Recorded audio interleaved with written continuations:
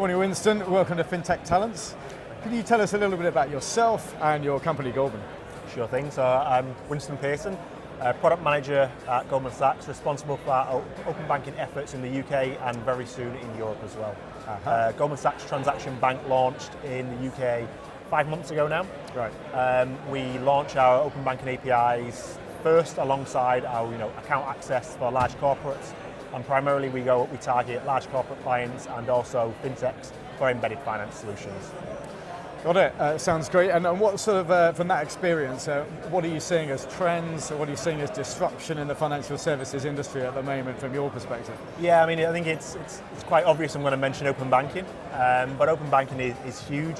Interestingly enough, it's beyond what you would say the consumer side that maybe you and I consume, where we open up our phones and we might get an app which includes open banking. It's looking beyond that and thinking, how can corporates, how can clients embed open banking into their own operations to deliver value? And then the other side of that is, what benefits can that consumer journey bring to the wider corporation? So being beyond just let's say a checkout solution, but what are the working capital benefits and the cash flow benefits that open banking can bring? Would there be an example of that we could take? Yeah, of course. I think one of the obvious ones, and I'll go for something that's already out there, something that's been played on, is the checkout by pay by bank, or checkout via open banking. So if you look at the consumer space, I think Just Giving, I don't know if you've used Just Giving, so it's quite a well-used use case, but with Just Giving you can now log on to Just Giving and donate funds through open banking. So rather than selecting, say, pay by card and entering card details, or using the, phone providers' pay details, you can now pay by bank. Right. You can scan a QR code and approve it on your phone, and what that does there is it will pre-populate all of the details on your phone, pre-populate who you're paying and the amount, and use biometrics to confirm and make that payment. Taking that one step further and going to a checkout solution. So if you're shopping, whether it's your weekly shop, or if you're buying something for Christmas, then what you'll be able to do is scan a QR code and make that purchase on your phone. And we're also seeing how you can do that in a less intrusive way through the browser as well. But today the best experience is on the phone, in line with how consumers are behaving.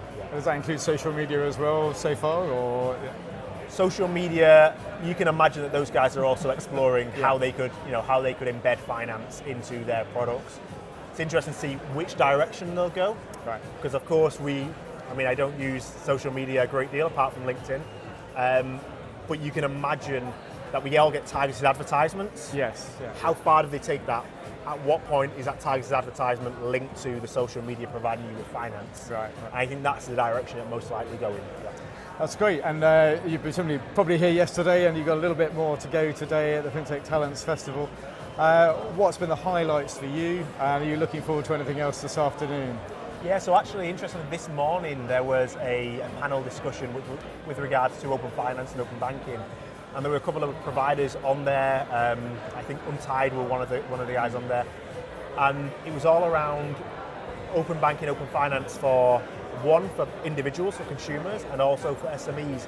But interestingly, it was really delivering the value proposition that open banking was set out, and it was all around giving those of low incomes or the gig economy, flexibility and options to save, and also on the SME section was to delivering technology solutions which are powered by open banking at its core, as well as some other open data sources, to enable them to have a better business solution, a wider business solution. I just thought that coming from what you would call an underprivileged background, and having the social mobility, apps that actually promote that on the consumer space and actually help small business owners to take control of their finances, I think it's just fantastic. And this afternoon, it'd be remiss of me not to look at the sustainable finance and getting to net zero. I think there's a session on that this afternoon.